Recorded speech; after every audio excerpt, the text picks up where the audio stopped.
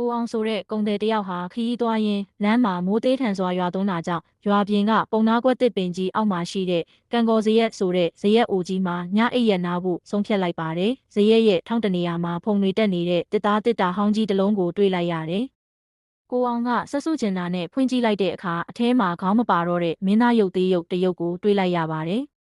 ထူးဆန်းတာကအဲ့ဒီရုပ်သေးရုပ်ရဲ့ကိုယ်ထဲကဝတ်စုံတွေဟာအသစ်တိုင်းရှိနေပြီးလက်ထဲမှာလည်းသွေးရောင်လိုနီမြန်းနေတဲ့ပဝါတစ်ထည်ကိုကင်ထားတာပါ။ကိုအောင်ကခေါင်းမရှိလို့ကြောက်စရာကြီးဆိုပြီးတစ်တာကိုပြန်ပိတ်လိုက်ပါတယ်။ညင်းနဲ့တဲ့အခါဇရက်အမိုးပေါ်ကပုံနာကွက်တစ်ပင်ကြီးရဲ့တစ်ကိုင်းတွေလှုပ်ရှားလာပြီးကလေးတယောက်ရေတံလိုမျိုးတဟိဟိနဲ့အတန်တွေကြားလာရတယ်။ကိုအောင်ကမီးအိမ်လေးနဲ့လှမ်းကြည့်လိုက်တော့တကိုင်းကြားမှာလူကောင်းလိုအရေးတစ်ခုကိုတွေ့လိုက်ရပါတယ်။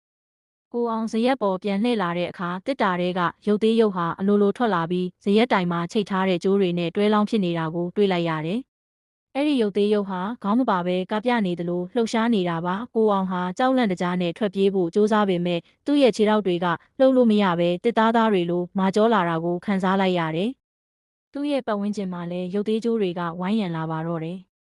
ဒီအပင်ကြီးဟာအရင်ကကိန်းနရီကိန်းနေရာကပြတဲ့ရုပ်သေးဆရာတယောက်တက်ခံခဲ့ရတဲ့နေရာဖြစ်ပြီးသူ့ရဲ့ဝိညာဉ်ကအပင်မှာဆွဲကပ်နေတာပါသူကသူ့ရဲ့ရုပ်သေးရုပ်အတွက်လူကောင်းအစ်စ်ကိုရှာနေတာဖြစ်ပါတယ်။မနက်လင်းတဲ့အခါရွာသားတွေကဇရက်ကိုလာကြည့်ကြတယ်။သူတို့ကဒီဇရက်မှာညအိတ်တဲ့သူတိုင်းခေါင်းတွေမူးဝေပြီးသတိလစ်တက်တယ်လို့ပြောကြပေမဲ့ကိုအောင်ကတော့အဲ့ဒီနေ့ကစပြီးစကားမပြောနိုင်တော့ပါဘူး။ကိုအောင်ဟာညတိုင်းမှာသူကိုယ်တိုင်ရုပ်သေးစင်ပေါ်မှာကပြနေရတယ်လို့အိမ်မက်မက်တယ်။သူ့ရဲ့ခေါင်းပေါ်မှာကြိုးတွေနဲ့ချီနှောင်ခံထားရပြီးတစုံတစ်ယောက်ကသူ့ကိုခိုင်းစေနေတယ်လို့ပါပဲရွာကအကြမ်းမြင်ရသူတစ်ယောက်ကကိုအောင်ရဲ့ဝိညာဉ်ကိုရုပ်သေးရုပ်ကဖမ်းစားထားပြီးအဲ့ဒီရုပ်သေးရုပ်ရဲ့ခေါင်းကိုပြန်ရှာမပေးရင်ကိုအောင်ဟာရုပ်သေးရုပ်ဖြစ်သွားလိမ့်မယ်လို့ပြောပါတယ်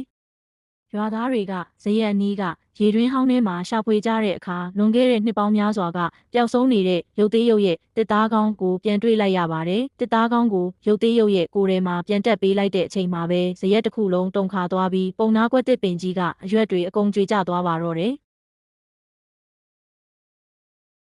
ကိုအောင်ဟာသူ့ရဲ့ခြေထောက်တွေပြန်လှုပ်ရှားလို့ရလာပြီးအသိစိတ်ပြန်ဝင်လာတယ်။ဒါပေမဲ့သူ့ရဲ့လယ်ပင်မှာတော့အကျိုးကွင်းစွတ်ခံထားရသလိုအနီရောင်အမှတ်သားကြီးကျန်ရစ်ခဲ့ပါတယ်။ရွာသားတွေကနောက်ထပ်ဘသူမှဒုက္ခမရောက်ရအောင်အဲ့ဒီရုပ်သေးတစ်တာနဲ့ဇရက်အိုကိုမိရှို့ဖျက်ဆီးလိုက်ကြပါတယ်။မိတောက်တွေကြားထဲကနေရုပ်သေးရုပ်ရဲ့နှုတ်ဆက်ရည်မောတန်ကိုအားလုံးကြားလိုက်ရပါတယ်။အခုဆိုရင်အဲ့ဒီနေရာမှာဇရက်မရှိတော့ပေမဲ့ပုံနာကွက်တစ်ပင်ကြီးကတော့အရင်တိုင်းရှိနေသေးပါ။အမှုပညာပစ္စည်းတွေမှာဆွဲလန်းမှုဝိညာဉ်တွေရှိတတ်တာကြောင့်အမွေအနှစ်တွေကိုမခံလေးစားမလုပ်သင့်ဘူးဆိုတာကိုအောင်ကတော့တစ်သလုံးမှတ်သွားပါတော့တယ်